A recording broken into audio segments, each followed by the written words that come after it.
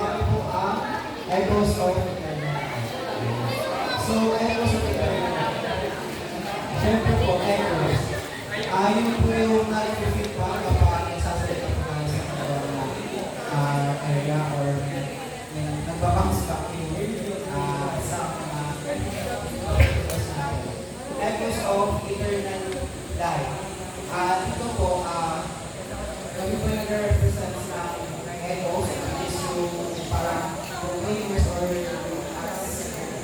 pagkakasama na kayo hindi ko namin is yung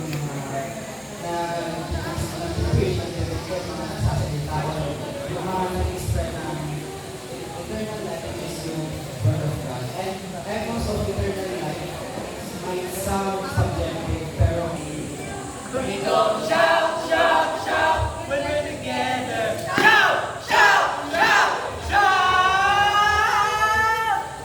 when the shout claimers, shouting the word of the Lord. When the shout claimers, shouting the word of the Lord. 1, 2, 3, go. 안녕하세요. Shout claimers입니다.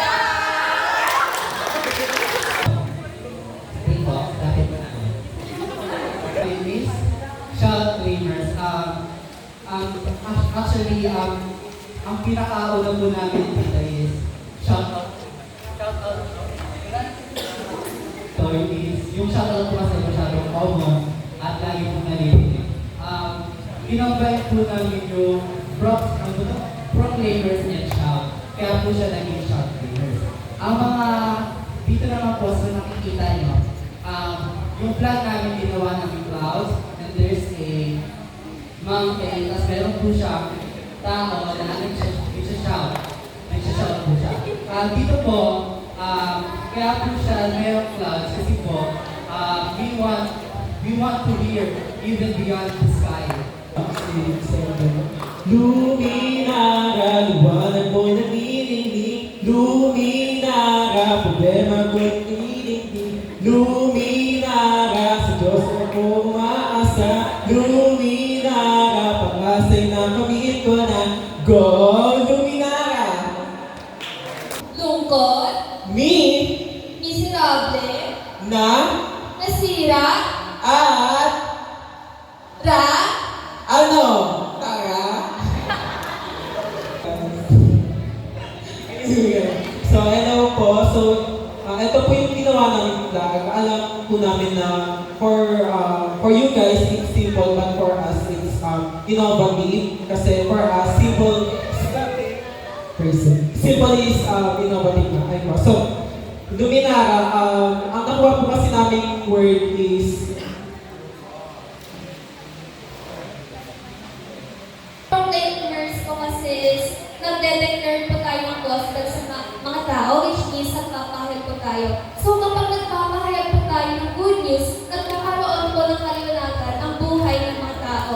So, hello! Let's spread the good news! Ano? Tara!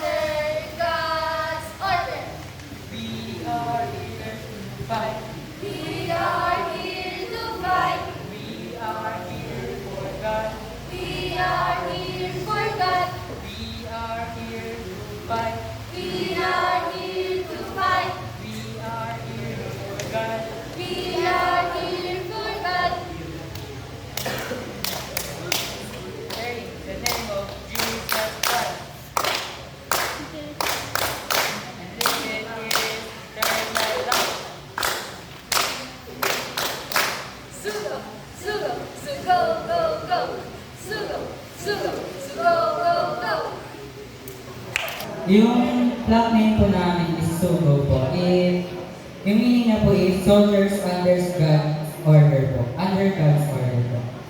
Yung itsura po namin, ang flag namin is yung mountain po, which is po, and yung Bible and the crown po.